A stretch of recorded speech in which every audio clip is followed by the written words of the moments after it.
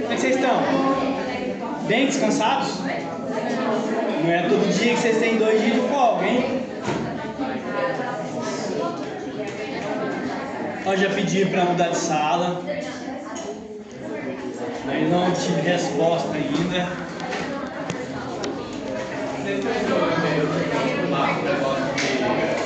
Não, mandei pro Vinícius, porque o pessoal tá de greve. Eu falei que eu tinha que escrever pro Léo, porque o Léo, ele... Assim, ó... Ó, manda pro Léo. Manda pro Léo. É mais rápido. Assim, tá, vou lá. Oh, não sei. São os técnicos, né? Biblioteca fechada. Eu, sinceramente, não conversei com o pessoal, mas vou tentar saber alguma coisa. Eu só entrei em contato com a Joyce para perguntar para ela como que o departamento estava resolvendo as questões de alteração de sala, sabe? E aí ela me respondeu que o Vinícius que estava tomando conta desse assunto, em decorrência da greve. Então ele se deslocava até o local e talvez ele mesmo resolvia essas questões de sala. Aí eu mandei, estou esperando ele me responder. Ele respondendo, eu entro em contato com vocês.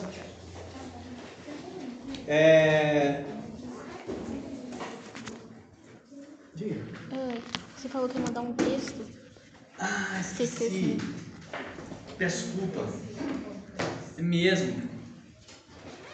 Vou mandar um texto para vocês sobre a teoria do mundo de fato. Boa ideia.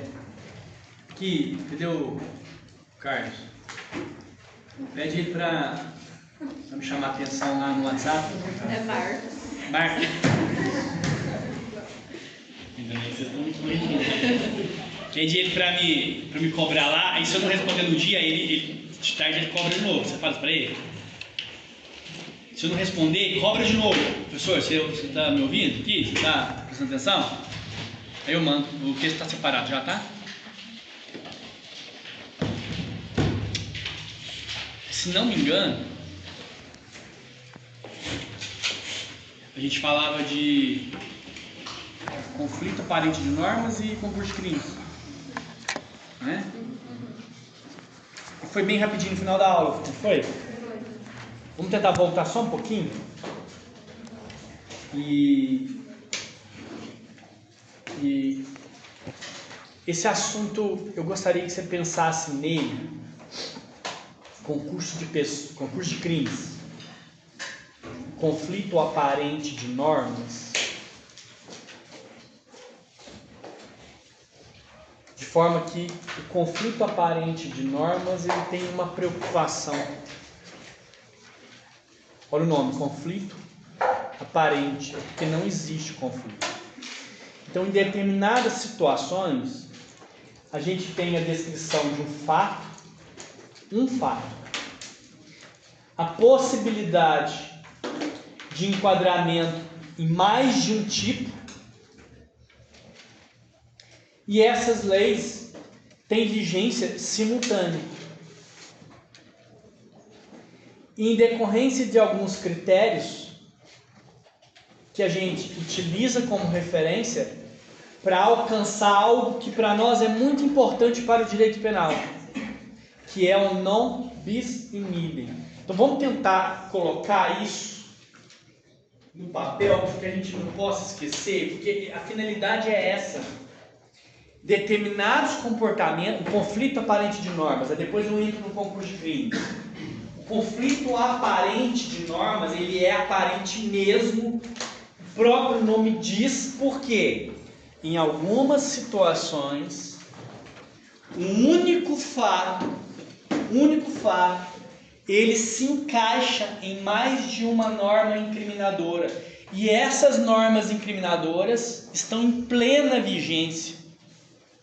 E aí a doutrina, não o legislador, criou critérios para que a gente aplicasse esses critérios, porque esses critérios nos ajudam a evitar algo que é muito importante para o direito penal, que é afastar o bis in idem. É para evitar o bis in idem. Então, os critérios que nós utilizaremos como referência são 3 critérios. E aqui eu vou na doutrina majoritária para a gente, porque os 3 critérios já são suficientes. Então, esses critérios, 1, 2 e 3, a gente pode começar pela especialidade. Nós vamos passar pela consunção ou absorção, com Q. E por fim, subsidiariedade.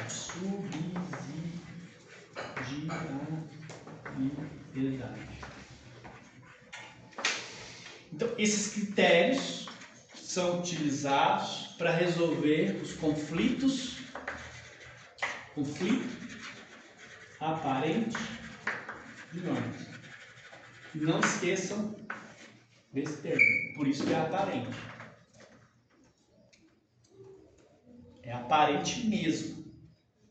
Porque se não houver um conflito aparente de normas para evitar o bis in idem, é porque pode ser que estejamos diante de um concurso de crimes. A princípio, parece que o indivíduo praticou 2 ou mais crimes, mas ele não praticou, ele praticou apenas 1. Esses critérios, esses 3, vão nos auxiliar, porque se a gente enquadrar esse critério, é porque a gente está diante de um conflito aparente de normas. Se a gente enquadrar esse critério, é porque estamos diante de um conflito aparente de normas. Ou esse critério. Há casos tão emblemáticos que talvez se encaixem nos 3. Mas precisa encaixar nos 3? Não. Basta que encaixe apenas em um deles. Então, dependendo do caso concreto, eu vou usar esse. Dependendo do caso concreto, eu vou usar esse. Dependendo do caso concreto, eu vou usar esse. Então, são 3 critérios que nos auxiliam a identificar se existe ou não existe o conflito aparente de normas. Então, olha aqui no 121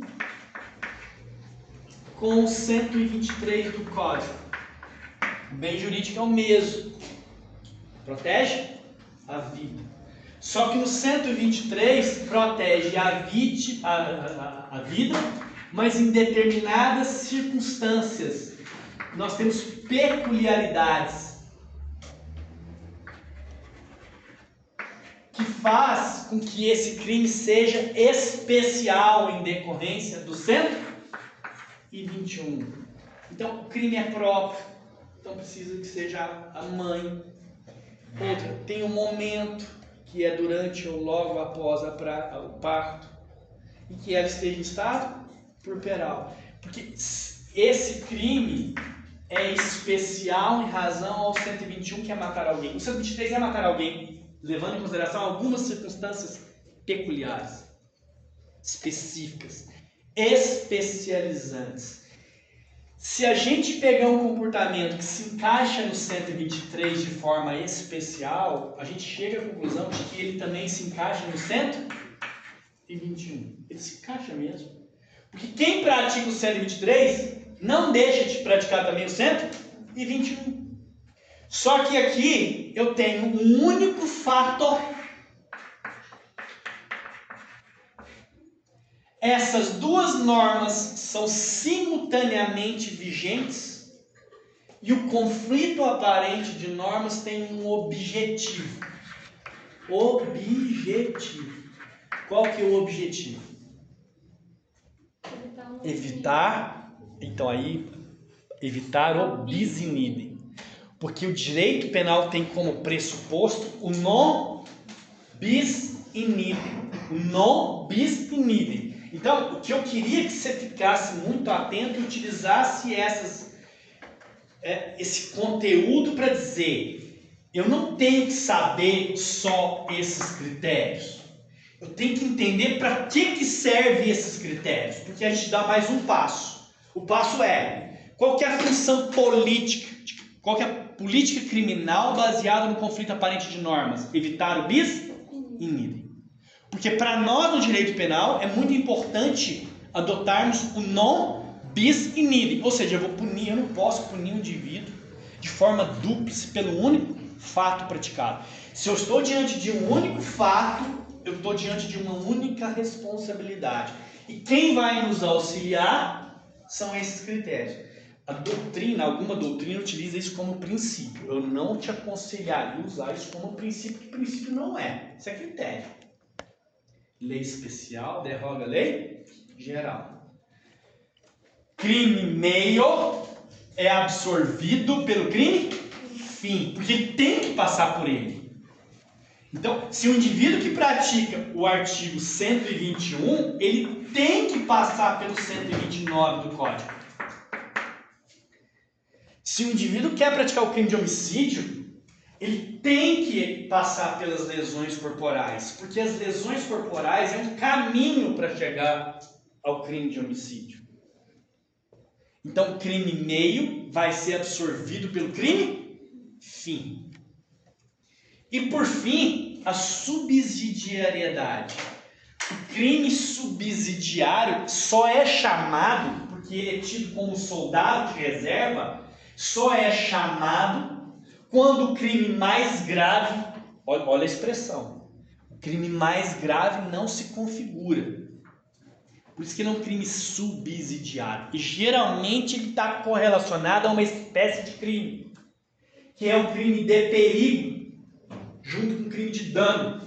Os crimes subsidiários, geralmente, na sua maior parte, são crimes de perigo. Por quê? Porque a gente afasta o crime de dano, surgem os crimes de perigo.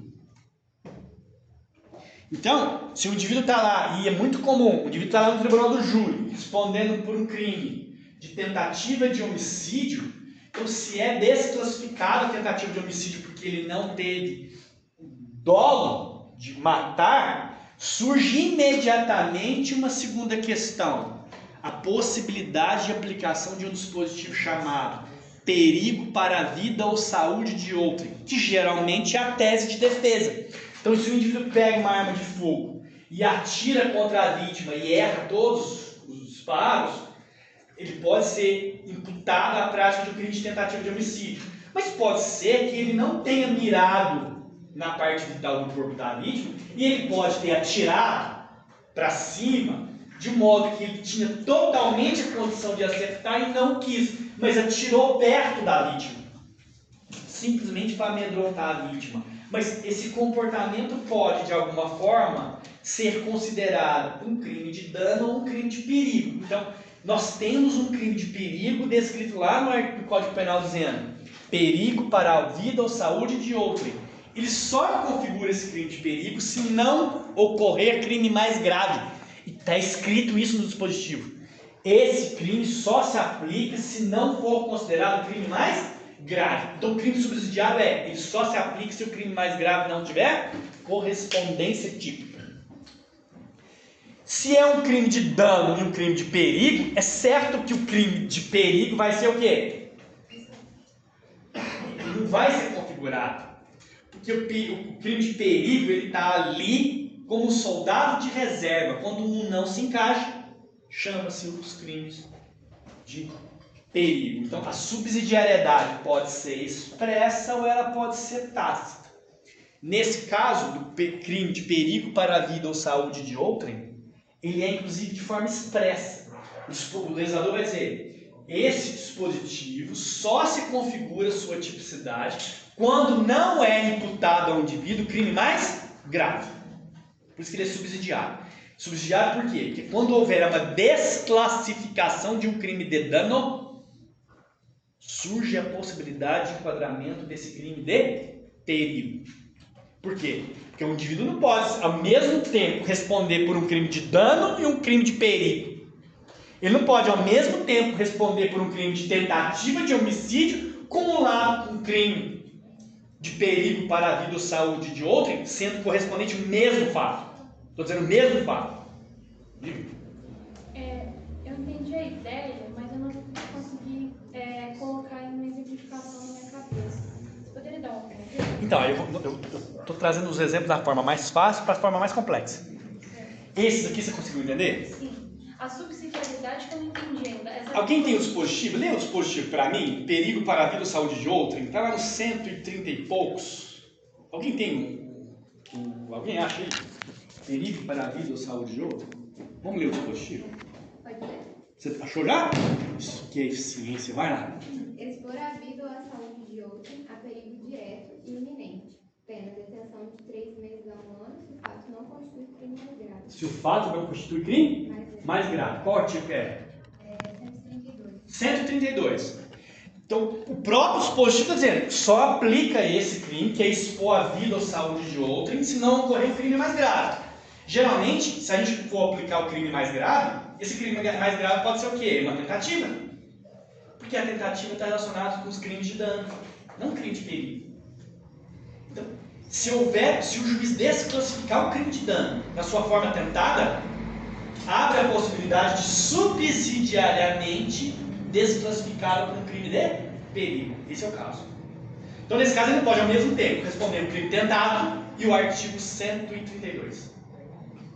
Pelo mesmo fato. Senão daria bis in idem. E aí, vamos para os casos mais complexos. Esses são os casos mais simples. Porque se um indivíduo pega uma arma de fogo, se um indivíduo pega, suponhamos, uma faca. Suponhamos que ele pega uma faca. E esse indivíduo vai lá e pega essa faca e desfere golpes na vítima.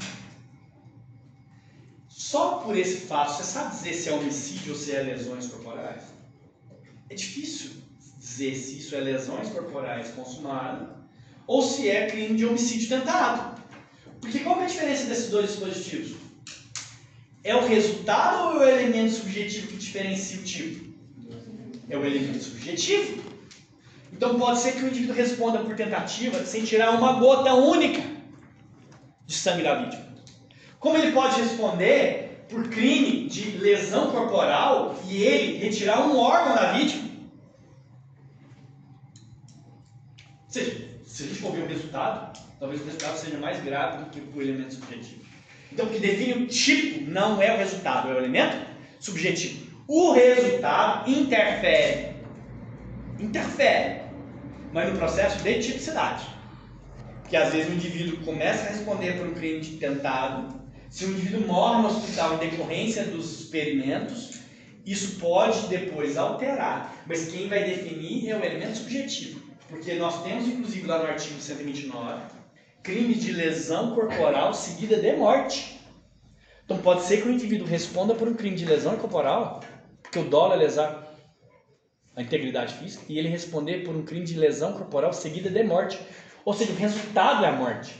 E mesmo assim não é crime de homicídio, e mesmo assim não é crime de tentativa de homicídio. Porque tudo está relacionado com o elemento subjetivo. Então suponhamos que o indivíduo desfira golpes de faca em parte vital do corpo da vítima. E aí, essa vítima, esse mesmo indivíduo que desferiu golpes de arma, golpes de faca na vítima, esse indivíduo pode ser interrompido nesse processo. Estamos diante de quê? Tentativa. Se for tentativa, o legislador manda: aplique-se a pena do crime consumado reduzido de 1 a 2/3, do artigo 14, inciso 2, que é uma norma de extensão, nós aprendemos isso. Suponhamos que o indivíduo tem essa mesma faca e ele desfira a perna do indivíduo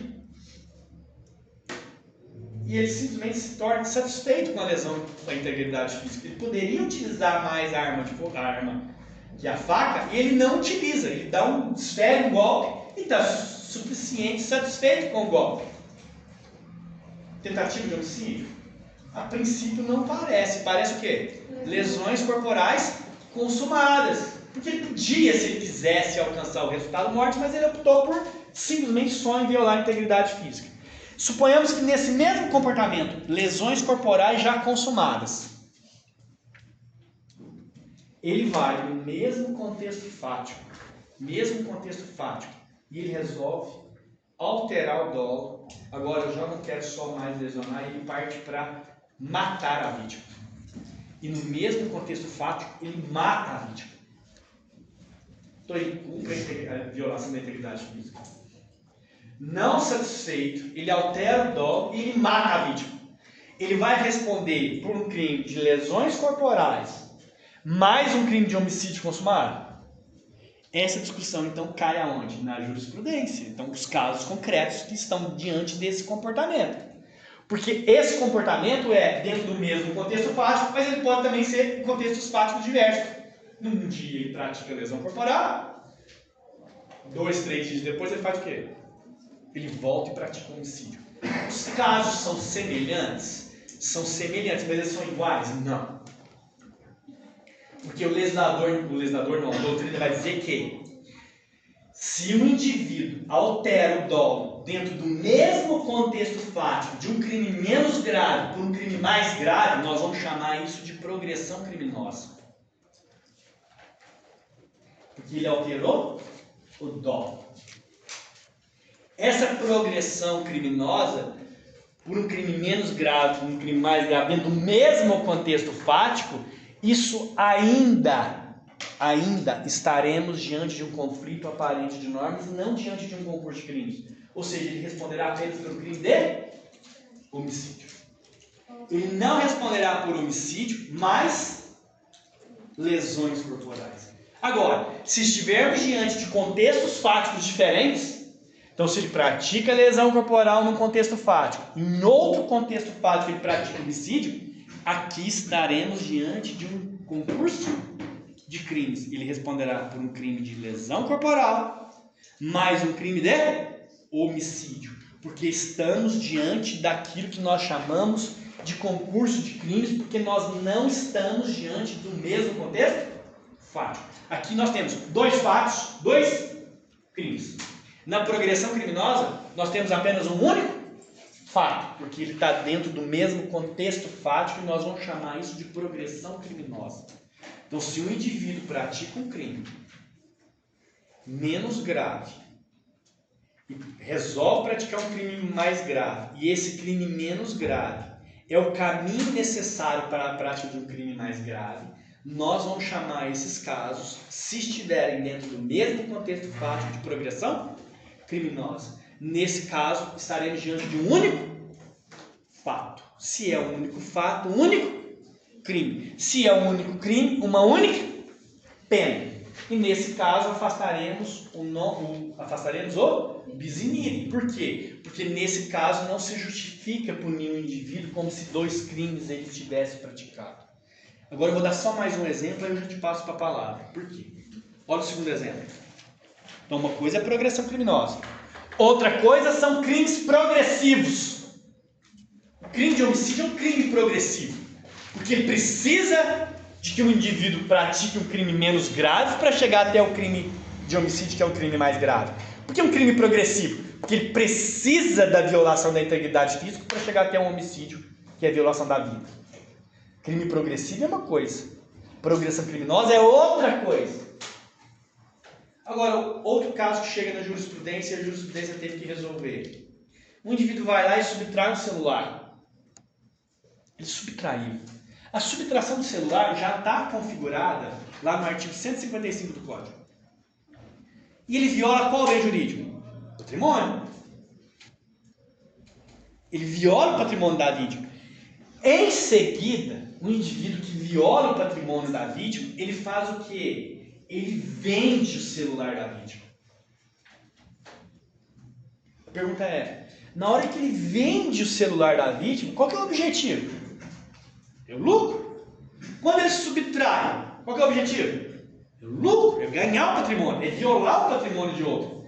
Quando ele vende o aparelho, quando ele quebra o aparelho, a pergunta é, se ele vende o aparelho, ele responde por furto mais receptação, lá do artigo 180? Quando ele pega esse mesmo celular, ele quebra o celular, ele responde também por crime de dano? Ou ele responde apenas por crime de furto? A doutrina e a jurisprudência entendem que esses casos não é caso de concurso de crimes. É caso ainda de um conflito aparente de normas. O que isso quer dizer? Esse indivíduo, na hora que ele pega esse celular e subtrai, o crime de furto está consumado, configurado. Se ele porventura vende depois, é uma consequência natural do comportamento, porque ele se apropria do objeto. Se ele se apropria e a apropriação do objeto já é a configuração do crime de furto, o que ele faz com esse bem posteriormente está dentro daquilo que nós chamamos de desdobramento natural causal. Está dentro daquilo que a gente espera que o indivíduo fizesse com o comportamento. Isso não gera um concurso de crimes. Só que aqui eu queria que você pensasse bem numa observação que nem todo mundo diz. Que talvez ela é importante. E vai ser importante para nós lá na aplicação da pena. Isso para nós configura como o que a doutrina chama de exaurimento. Quando o indivíduo pega esse bem e ele vende, isso fica muito mais difícil da vítima recuperar e é mais um ato que tem um desvalor no comportamento. Esse desvalor não gera a configuração de um novo crime de receptação, não gera a configuração de um novo crime de dano. Ou seja, não gera um concurso de crimes. Mas isso tem que interferir no processo de dosimetria de pena, porque o desvalor é maior. Então o crime de furto ele se torna mais um desvalor no comportamento, isso tem que ser considerado. Aonde que nós estudamos isso dentro da teoria do crime? Dentro daquilo que nós identificamos como iter criminis. O exaurimento não é parte do iter criminis, mas o exaurimento interfere no processo de dosimetria de pena. Você vai lembrar disso lá do penal. Quando a gente estuda iter criminis, lá no iter criminis a gente estuda quais são as fases do crime. Cogitação, preparação e aqui que importa o direito penal. Execução e consumação. E aí a gente abre uma observação para dizer o mero exaurimento não faz parte do iter criminis, mas a gente compreende o exaurimento quando o crime chega às violações máximas do bem jurídico. E essas violações máximas do bem jurídico não interferem no iter criminis, mas corresponde numa alteração do processo de dosimetria, que o comportamento se torna mais desvalorado. Então o indivíduo que subtrai o patrimônio e depois ele vende o patrimônio, essa venda do patrimônio não vai configurar crime de receptação, mas essa venda do patrimônio vai interferir no processo de dosimetria de pena. Então, para a gente concluir, qual seria a tipicidade do comportamento nesse caso? Artigo 155 do Código. Ponto. Cumulado com 180? Não, porque não é caso de concurso de crimes. Então é artigo 155 do Código. Ponto. Quando o juiz vai aplicar essa pena, a informação do exaurimento vai interferir no processo de dosimetria de pena. Ou seja, um indivíduo que subtrai um aparelho celular tem que ter necessariamente uma pena diferente daquele que subtrai e vende o aparelho. Porque quem vende o aparelho, houve um desvalor no comportamento. Esse desvalor para nós é configurado como exaurimento. Esse exaurimento não configura um novo tipo. Então não estamos diante de um concurso de crimes, mas isso altera no processo de dosimetria de pena. Certamente a pena desse indivíduo não vai ser a pena mínima. Não pode ser a pena mínima. A gente parte da pena mínima. Mas nesse caso não pode ser configurada a pena mínima decorrente do desvalor do comportamento. Isso configurado o que nós chamamos de exaurimento. Então o indivíduo que vende, o indivíduo que quebra o aparelho, ele não comete novo crime porque está dentro daquilo que se espera do comportamento dele. É um comportamento que está relacionado à prática do crime anterior. Então, se o crime de furto é se apropriar de bens de terceiro, o comportamento que ele escolhe entre quebrar e vender é um comportamento que condiz com a violação do patrimônio relacionado ao domínio.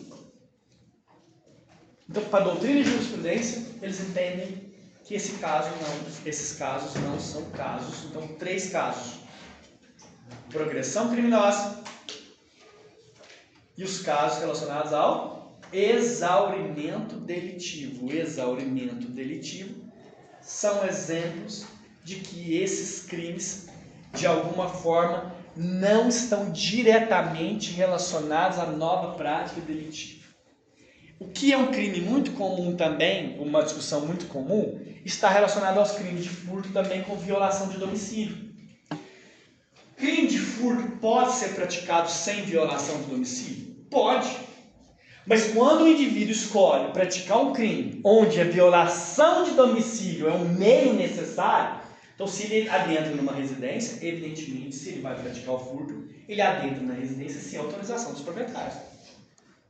O simples fato de você adentrar na residência, cuja finalidade não é a prática de furto, mas sem autorização dos proprietários, evidentemente isso já configuraria a prática de um crime de invasão de domicílio. Mas se a invasão de domicílio for um meio necessário para a prática do crime, isso vai ser absorvido. Porque a invasão de domicílio é um crime meio. Se é um crime meio, ele vai ser absorvido. E aqui é interessante, que esse é o ponto, para mais ou menos concluir o raciocínio. Se a invasão de domicílio for um crime meio, e os crimes de furto podem ser praticados sem a invasão de domicílio, evidentemente o crime de furto praticado com violação de domicílio certamente tem que ser mais grave do que o simples crime de furto. Então, o crime meio, ele vai ser absorvido. O que isso quer dizer? Ele não vai responder por crime de invasão de domicílio e furto. Mas a invasão de domicílio vai ter condições de ser discutida dentro do processo de dosimetria de pena, porque isso é um desvalor do comportamento. Como também poderá ser possível a discussão, estão relacionadas com também formas de aplicação de pena. Suponhamos que o indivíduo ultrapasse o muro de 5 metros, por exemplo. Suponhamos que o indivíduo quebre cadeados para ingressar na residência ou ingressar num estabelecimento comercial.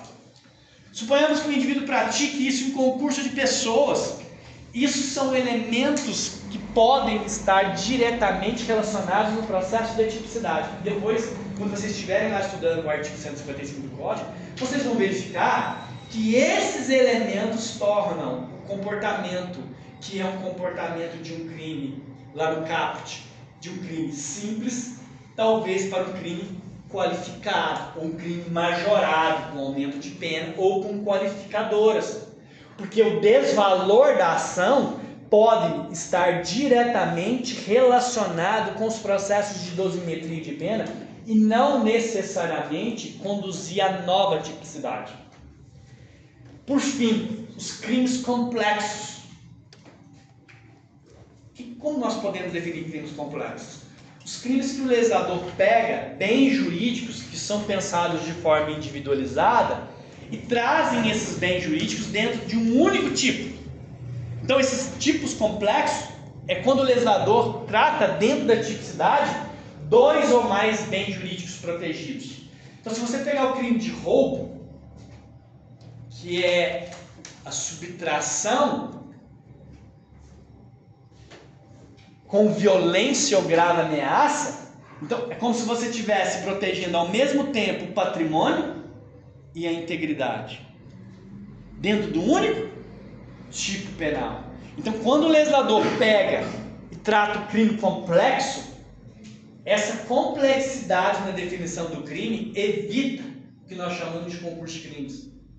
Porque aquilo que em tese a gente teria 2 crimes, agora a gente tem um único crime. Só que o legislador também é inteligente nesse ponto.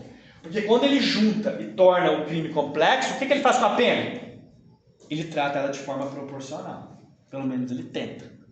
Então, quando ele junta patrimônio e integridade física dentro de um único tipo, ele corresponde a essa proporcionalidade na atuação desses 2 bens jurídicos. E aqui, se um indivíduo pratica violência ou grave ameaça e subtrai o patrimônio, ele não pratica furto mais violação à integridade física, ele pratica crime de roubo. Em decorrência de qual critério? De especialidade. É um dos critérios. Se o critério da especialidade é suficiente, eu preciso usar outro critério? Não. Se eu utilizar outro critério, é apenas para reafirmar que nós não estaremos diante de concurso de crimes. É só para isso. Então, eu não quero que vocês esqueçam daquilo que geralmente é esquecido, que é a função política do conflito aparente de normas, que é evitar o bis in idem. Porque eu não quero qualquer decisão, eu quero uma decisão que seja adequada, correta, levando em consideração para cada fato uma única responsabilidade. Para cada fato, uma única responsabilidade. E no conflito aparente de normas, eu tenho a verificação de um comportamento delitivo, duas normas vigentes de forma simultânea, mas que esses critérios, se aplicados, a gente alcança o objetivo de evitar o bis in idem. Ou seja, alcançar o non bis in idem. Então, eu não quero que você utilize o fundamento apenas da aplicação dos critérios. Então, eu vou te dar um exemplo, eu vou te dar uma orientação. A maior parte das pessoas que resolvem essas questões, elas vão simplesmente utilizar os critérios. Alguns vão compreender que os critérios cumprem uma função. Esse é você. Porque além de aplicar o critério, você não vai deixar de mencionar que os critérios cumprem uma função. A função é: eu não quero qualquer decisão, eu quero uma decisão que seja adequada, proporcional à culpabilidade do comportamento, que seja necessária dentro do processo de tipicidade, que respeite o que nós conhecemos como conflito aparente de normas e que respeite também todas as regras de concurso de crimes. Agora, se a gente estiver diante, agora eu dou um passo. E agora vamos falar. Dúvida até aqui? Diga.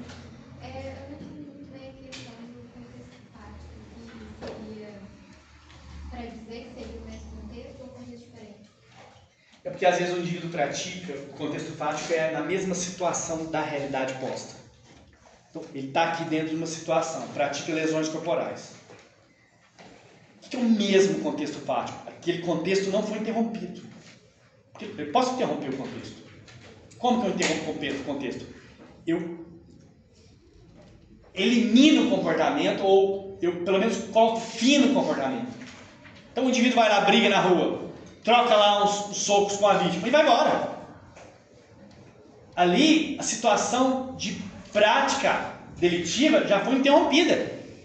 O indivíduo volta para casa, o indivíduo depois de algum tempo repensa a situação, mas o crime já está consumado. Ele repensa a situação e faz o quê? Eu vou praticar um novo crime. Um crime mais grave. Então o indivíduo vai lá e, ao invés de praticar, ou pelo menos ficar satisfeito com a violação da integridade física, ele opta por matar a vítima. Se ele mata a vítima, o contexto fático foi alterado. O que é alterado? É o que eu estou diante de um novo fato. Por isso que estou diante de um concurso de crimes. Então, houve um crime de violação de integridade física naquele momento. Suponhamos, quarta-feira, às 5 horas da tarde, ele praticou um crime de lesões corporais. Não satisfeito, na quinta-feira, ele adquire uma arma de fogo e vai até a vítima e faz o quê? 5 disparos de arma de fogo e a vítima morre. Contextos fáticos? Contexto fático, no mesmo contexto fático, seria: ele pratica lesão corporal,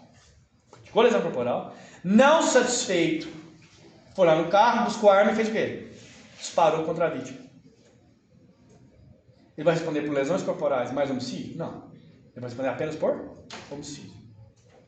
Claro que vai ter uma discussão sobre a dosimetria de pena? Vai, mas é um único crime.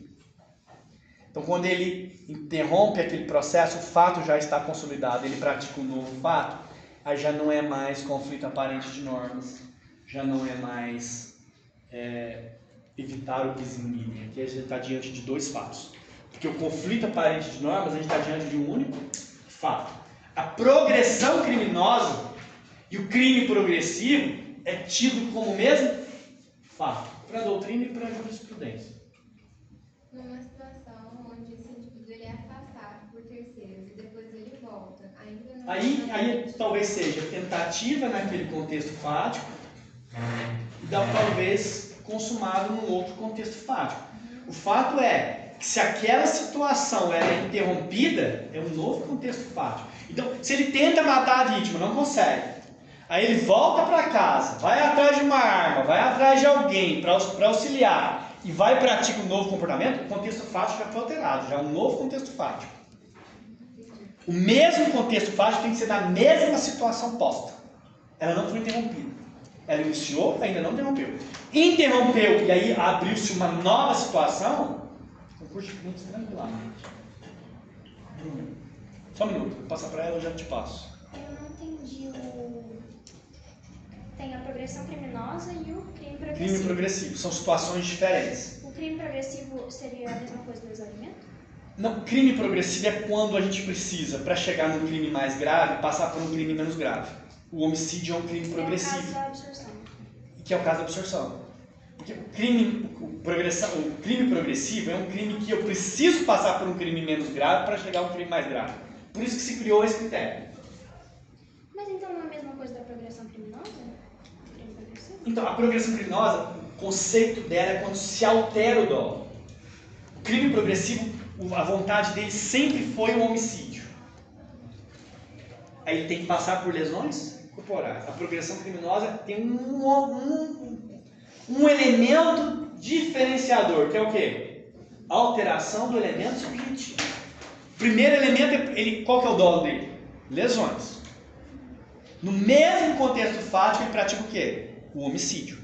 O simples fato de alterar o dolo altera-se a classificação, que é o crime progressivo e a progressão criminosa. A progressão criminosa é a alteração do dolo. O crime progressivo simplesmente é aquelas situações onde, para praticar um crime mais grave, eu tenho que passar por um crime menos grave. E esse crime menos grave, por esses critérios, serão absorvidos. Um exemplo muito, assim, conflitante na doutrina e na jurisprudência é o uso da arma de fogo. Porque o porte e a posse de arma de fogo já configuraria o crime pelo Estatuto do Desarmamento. Se um indivíduo, imagine só, eu queria ver sua posição sobre isso, o indivíduo não usa arma de hipótese nenhuma, não tem posse, não tem porte. Ele resolve praticar um crime de homicídio. Ele escolhe qual meio de execução? Arma de fogo. E ele busca a arma de fogo. Ou ele compra, ou ele adquire, ou ele pega emprestado essa arma de fogo. Claro, é evidente que ele tem que ter a posse ou a porte desse... Eu estou dizendo não legalizada, mas ele tem que ter a posse daquela arma. E ele usa aquela arma para a prática do crime.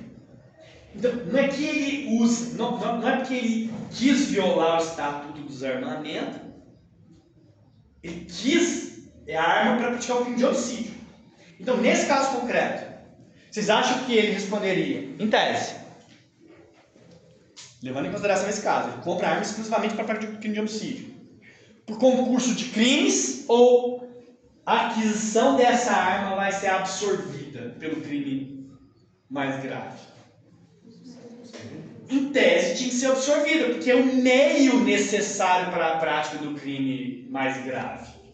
Então, nesse caso, em tese, pelo que nós estamos estudando, nesse caso específico, onde o indivíduo adquire a arma simplesmente para a prática do crime de homicídio, e não tem nenhuma informação nos autos de que ele tinha o porte e posse de arma de fogo, simplesmente porque violaria as regras do Estatuto do Desarmamento, evidentemente, o que o juiz deveria fazer? Nós não estamos diante de um concurso de crimes. Ele não pratica dois crimes, ele pratica um único crime. É claro e evidente que o crime de homicídio praticado nessas condições, o uso de arma de fogo, pode ser considerado um processo de dosimetria de pena. As circunstâncias e as condições. E é claro que em algum momento também o uso dessa arma de fogo pode contribuir para a configuração de uma qualificadora. E depois vocês vão ver só no penal 3. O uso da arma de fogo. Então, o que eu estou querendo dizer é que aparentemente determinados... Olha que interessante esse termo. Aparentemente pode parecer que esse indivíduo tenha cometido mais de um crime. Mas, utilizando aqueles critérios, nós chegamos à conclusão que em grande parte desses casos estamos diante apenas de uma única tipicidade. Porque ou estamos diante de uma especialidade, ou diante de uma absorção, ou diante de uma subsidiariedade. Se a gente não conseguir aplicar nenhum desses elementos, o que vai acontecer?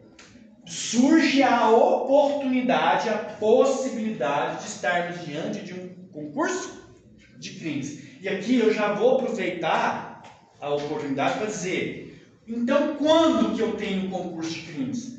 Quando eu tenho pelo menos a prática de 2 ou mais crimes. Porque se eu estou diante de um único crime, eu não estou diante de concurso de crimes.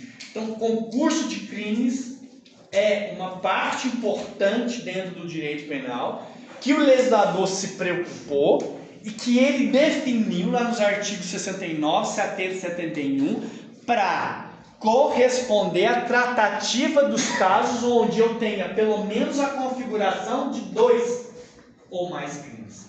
Eu vou aprofundar depois, mas primeiro eu vou resolver as dúvidas. Mas até aqui, o que eu queria que vocês entendessem é, aparentemente, pode ser que a gente imagine que ele tenha praticado mais do que um crime.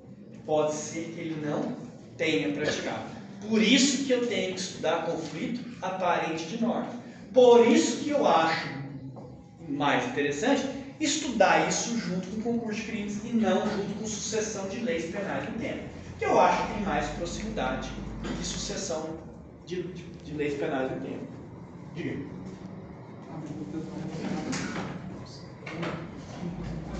Depois da porte, posse de arma. Nesse conflito aparente não precisa ser necessariamente só 2 crimes.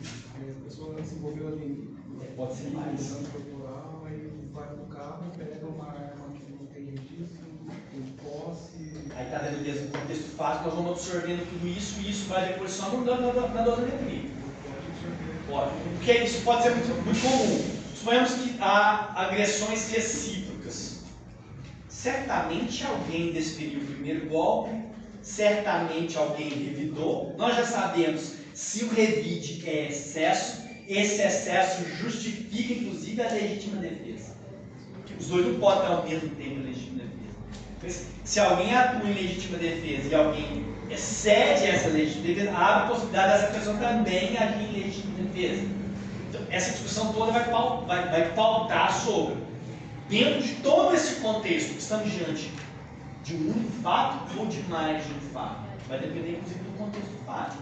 Pode ser que eles comecem com uma agressão. Essa agressão nós vamos ter que verificar se há algum excludente que estude primeiro, para depois passar para identificar se houve agressão justa ou não, inclusive para depois chegarmos ao ponto para dizer, houve crime ou não houve crime? É completamente possível. E aí, nesse caso, se a pessoa se defende de uma agressão injusta, está claramente legítima defesa. Mas para isso ela foi e pegou uma arma que ela não tem posse, não liga para o porte, é uma arma exclusiva do exército e usou essa ameaça para se defender, para parar a agressão. Ela pode ser. Ela não será responsabilizada por quê? Porque lá na legítima defesa deixa bem claro, você vai utilizar tudo que tem à sua disposição, desde que seja de forma razoável, proporcional. Então, ele pode responder se ele não utilizar ela, ele pode responder se ele utilizar isso em excesso. Mas se ele utiliza de uma arma que ele não tem a posse, mas que tem à sua disposição, a própria estudante de licitude lhe permite o uso desses instrumentos, mesmo que ele não tenha autorização para usá-lo. Mas por aquela situação que ele está inserido, ele pode utilizar qualquer instrumento que esteja à sua disposição, qualquer um. Arma de fogo. Inclusive, olha o interessante da sua pergunta. Se eu, diante daquela situação, vejo alguém em legítima defesa, eu posso atuar em legítima defesa? Posso. Eu posso, inclusive, contribuir para alguém que está em legítima defesa. Eu pratico crime? Não. Sabe por quê? Você já sabe.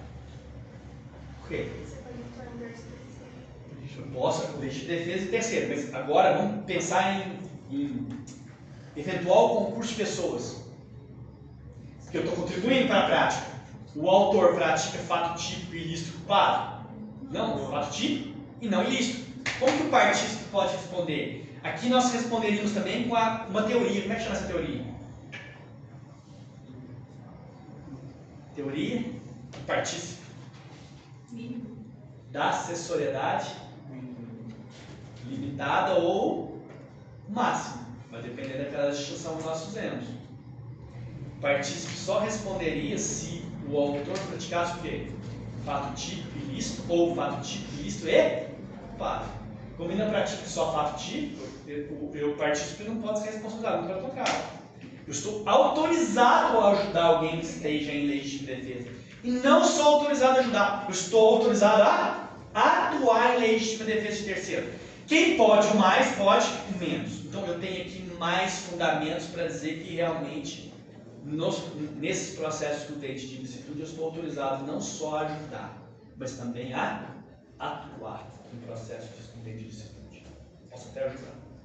Então, se tiver à disposição dele, o que seja, ele pode utilizar como referência.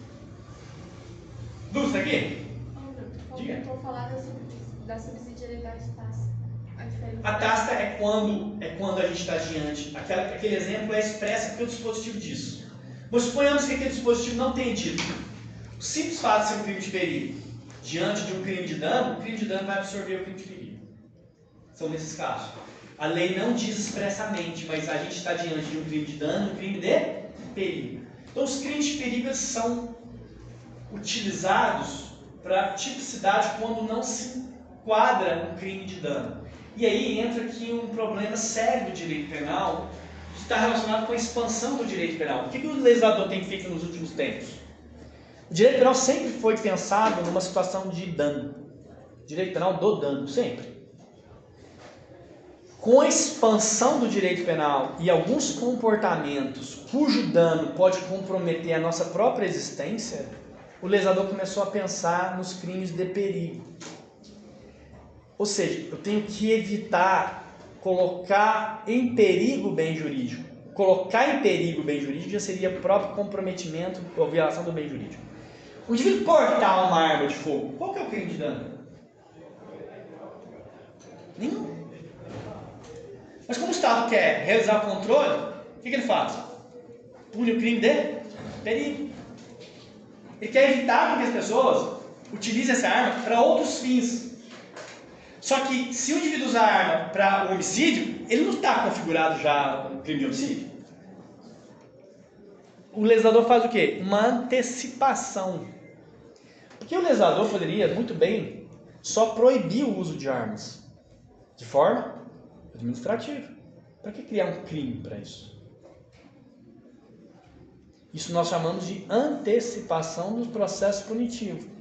O legislador começa a expandir o direito penal não só para proteger bens jurídicos de lesão, mas também ameaça de lesão, por meio da tipicidade dos crimes de perigo. Então, grande parte da doutrina vai criticar o legislador para dizer: legislador, que tange aos crimes de perigo, basta você criar normas administrativas. Então, se o indivíduo for pego com uma arma de fogo, aplica uma multa administrativa. Recolha o objeto. Você não precisa também, além disso, aplicar uma sanção criminal. Ah, mas o indivíduo vai utilizar essa arma para praticar crime. Não, se ele utilizar essa arma para praticar qualquer crime, ele vai ser responsabilizado por isso. Então o legislador, ele quer antecipar, então ele pune os dois comportamentos. O comportamento relacionado a porte e posse de arma de fogo e também o crime que em decorrência disso for praticado. Claro, é evidente que, nós já sabemos, se o uso desse instrumento for utilizado exclusivamente para a prática do crime, ele certamente vai ser absorvido. E aqui eu queria que vocês ficassem muito atentos, porque a absorção, especialidade e subsidiariedade não é um benefício, é um direito. Não quer dizer que a gente está desprezando responsabilidade criminal, não é isso, é uma adequação da responsabilidade. Quando nós vimos lá o exaurimento, o que nós estamos fazendo com o exaurimento? Nós estamos desprezando? Não, nós estamos readequando. Ao invés de considerar um novo crime, nós estamos realizando esse processo de desaprovação do comportamento aonde? Na pena. Ah, você está desprezando esse comportamento? Não, não estou desprezando, eu estou readequando. Então, quando o indivíduo usa uma arma de fogo, quando o indivíduo viola o domicílio, não quer dizer que eu estou fechando os olhos para a violação do domicílio. Eu não estou fazendo isso, eu só estou readequando. Nesse caso, nós vamos reaplicar esse desvalor aonde? Na pena. Claro que é menos significativo, claro. Se você pegar um crime de furto mais a violação de domicílio, é claro que a pena vai ser mais extensa do que você pegar o crime de furto e realizar uma adequação no processo de dosimetria. A pena vai ser o quê? É claro que a pena vai ser menor, é evidente que vai ser.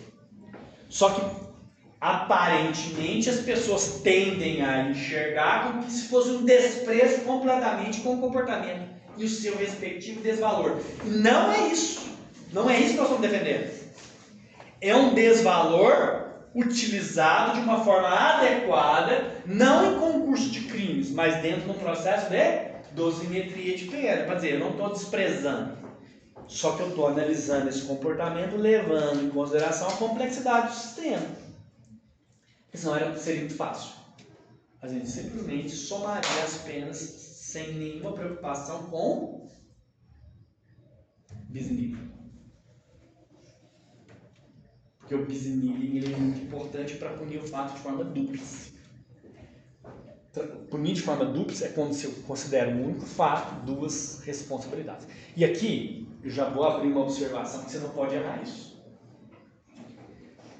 É completamente possível um indivíduo praticar uma conduta, 2 ou mais crimes.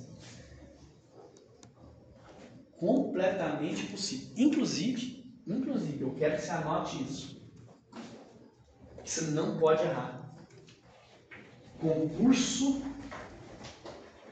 de crimes. Olha o conceito disso. Conceito você também não pode errar. Uma ou mais condutas. Agora aqui, ó. 2 ou mais crimes.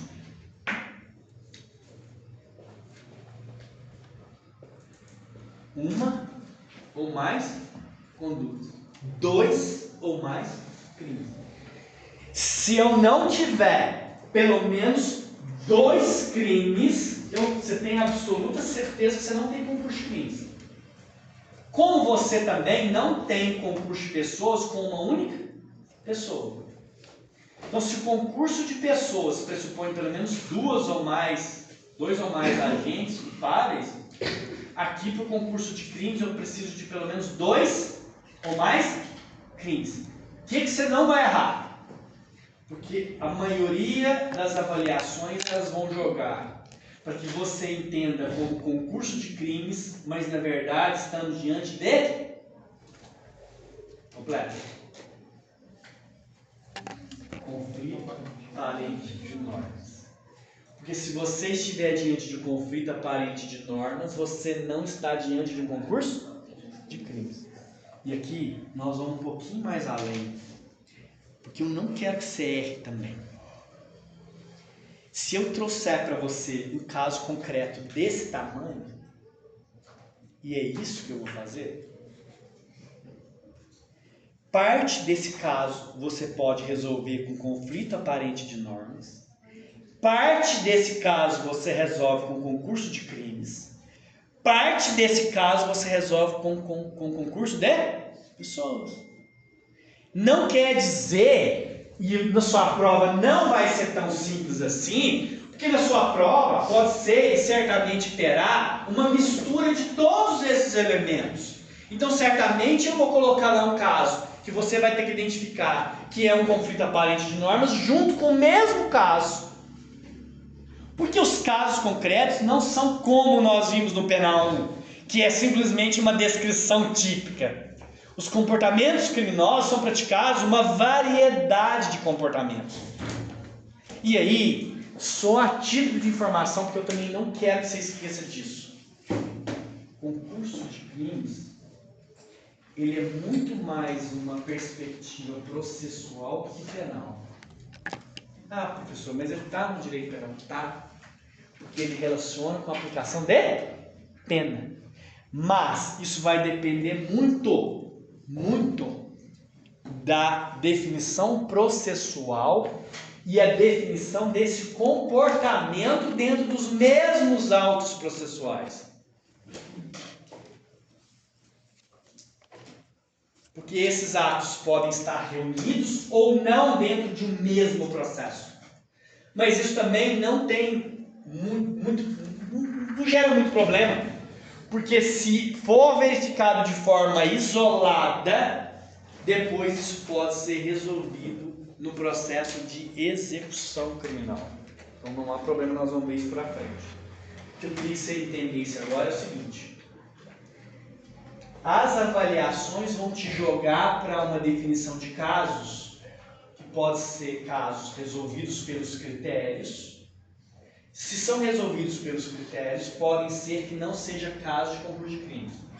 Mas as avaliações mais bem formuladas, o caso concreto vai trazer elementos de conflito aparente de norma junto com o concurso de crime.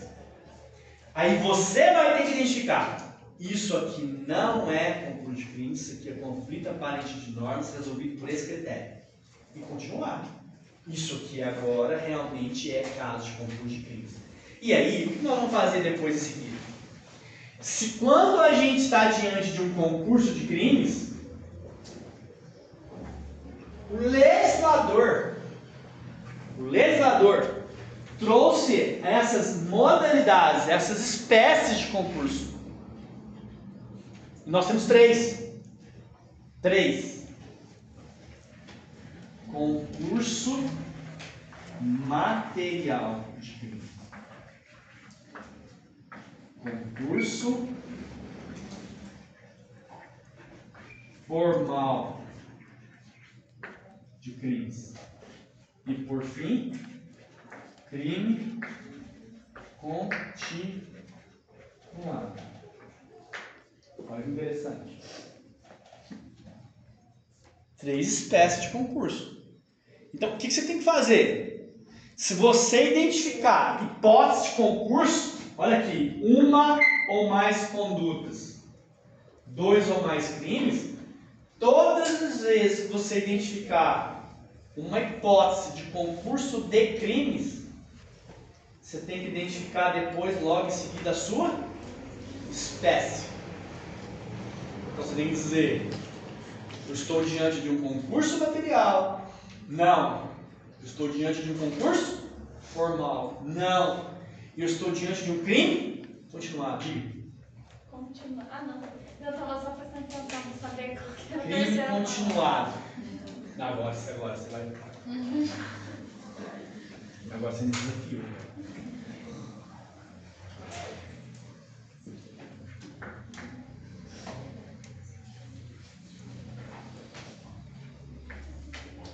Mesmo assim não está muito bom. Não, tá ótimo. Eu não estou inspirado hoje. Continuar. Ó, 69, 70 e 71 do código.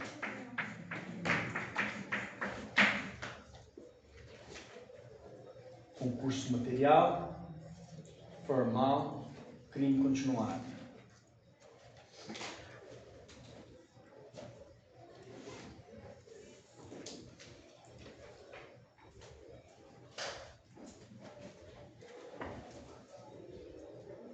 O legislador definiu. E eu só vou conceituar, depois eu aplico a pena, pode ser? Você quer ir embora, né? Pode falar, você quer ir embora. Você está cansado hoje, né? Então eu vou terminar isso aqui e a gente libera. Antes de 10h40.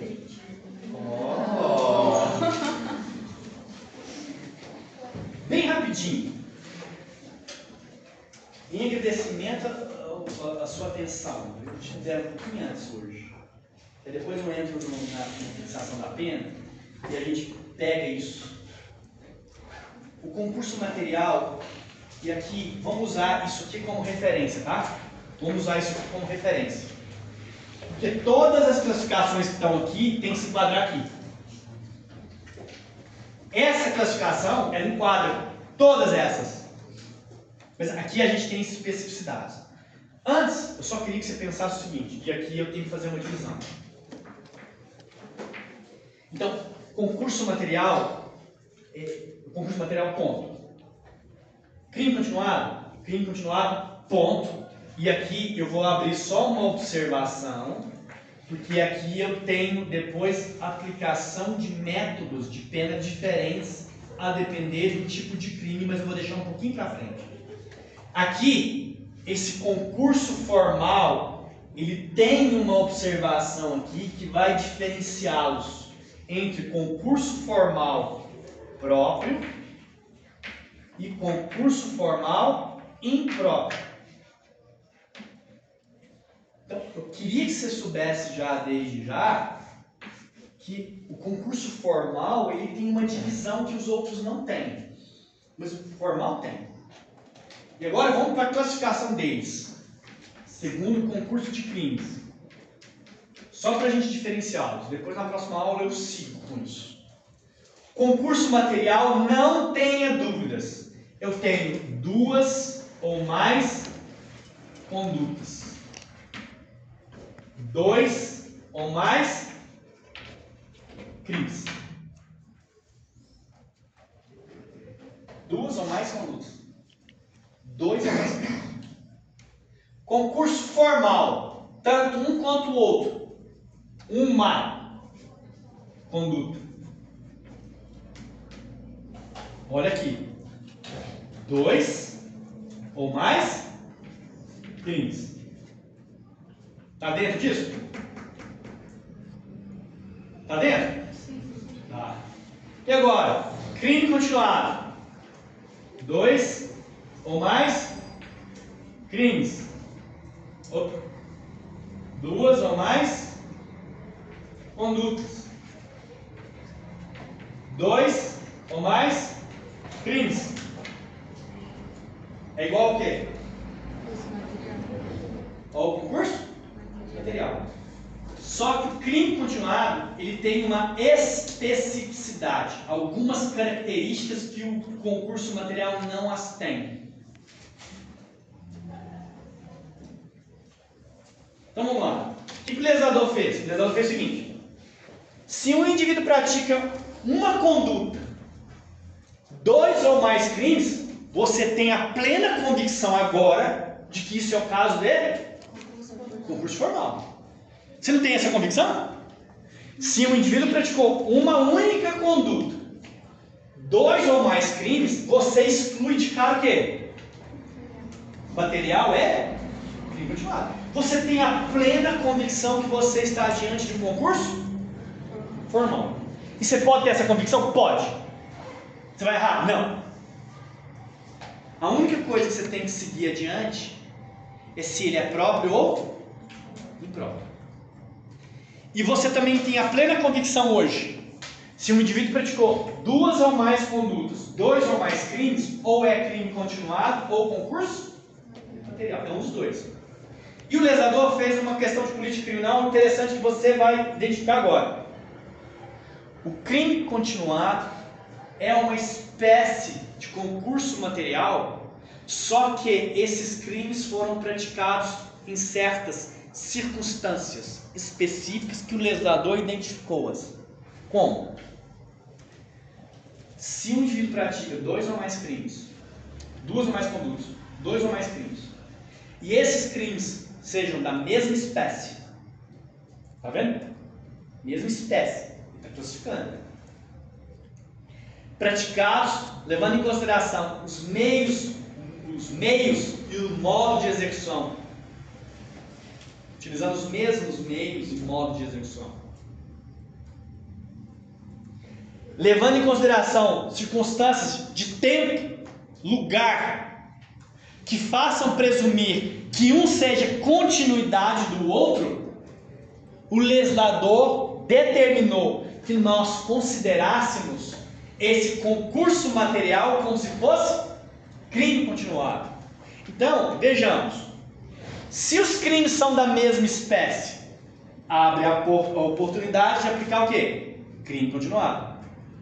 se eles forem praticados utilizando os mesmos meios de execução, continua como crime? Continuar. Se esses indivíduos respeitaram as questões de tempo, lugar e modo de execução, continua onde? Dentro do crime continuado. E se um faz presumir que um é continuidade do outro, crime continuado. Mas, se a gente não configura como crime continuado, deságua aonde? Concurso material. Então, qual que é a estratégia que nós fazemos? Se estamos diante de duas condutas, 2 ou mais crimes, a gente se pergunta primeiro, se enquadra nas características do crime continuado? Se sim, aplicamos as regras do crime continuado. Se não se encaixa nas regras do crime continuado, então é porque se trata de concurso material. Então, só para você entender, para a gente poder voltar na próxima aula. Você consegue identificar o que é um concurso de crimes. Basta uma única conduta. Então, qual que é o conceito de concurso de crimes? Uma ou mais condutas. Por que tem que ser uma ou mais? Porque o concurso material pressupõe pelo menos 2. O crime continuado pressupõe pelo menos 2 condutas. Então, para encaixar todas essas possibilidades dentro desse conceito, nós temos uma ou mais condutas, 2 ou mais crimes. Esse conceito encaixa qualquer uma dessas espécies. A primeira espécie, concurso material. Onde está? Artigo 69 do Código Penal. Concurso formal, 70 do Código Penal. Com crime continuado, artigo 71 do Código Penal. E aí nós conseguimos aqui, pelo menos a princípio, identificar o conceito de cada um deles. Porque na próxima aula, o que eu vou fazer? Eu vou aproveitar isso que a gente já sabe e nós vamos dar um passo adiante para dizer quais são os métodos de aplicação de pena, levando em consideração cada uma das espécies. E nós temos 2 métodos, que é o cúmulo material e o método de desesperação. O que nós vamos fazer na próxima aula? Nós vamos pegar cada um desses conceitos e fazer uma correspondência com a forma de aplicar a pena, levando em consideração sempre a política criminal. Porque o legislador não foi à toa uma política criminal. O legislador poderia ter feito diferente? Poderia. Ele poderia simplesmente somar as penas? Poderia. Seria muito mais fácil? Muito mais fácil, mas ainda bem que não fez, porque ficou muito mais interessante. Então nós não vamos somente somar penas. Nós vamos aplicar os critérios para aplicar esses 2 métodos de aplicação de pena. Eu tenho que identificar antes a espécie. Então, para terminar, o que a gente tem que ficar muito atento? Se a descrição fática ela é resolvida por meio dos critérios que se referenciam ao conflito aparente de normas, ou estamos realmente diante de um concurso de crimes. Isso é muito diferente? É muito diferente. Porque o concurso de crimes joga para cá. E o conflito aparente de normas, realmente há uma resposta uníssona, que não interfere no processo de aplicação de pena como se 2 crimes fossem. Ou seja, lá no conflito aparente de normas não há aplicação de cúmulo material e nem de método de desesperação, como nós teremos aqui no concurso de crimes. Ou seja, se você errar, considerar concurso de crimes como se fosse conflito aparente de normas, você erra. Se você considerar conflito aparente de normas como se concurso de crimes fosse, você erra. O que você não pode é errar. E como que a gente faz isso? Primeiro, a gente verifica na descrição fática se nós poderemos utilizar esses critérios. Aconselho não usar princípio, mas critério. Está longe de ser princípio. Geralmente a doutrina usa o princípio para dar um tom mais de sofisticação, mas não tem nada a ver com princípio. Beleza? E até amanhã? Amanhã. Ou é sexta? É amanhã. Então amanhã a gente termina isso.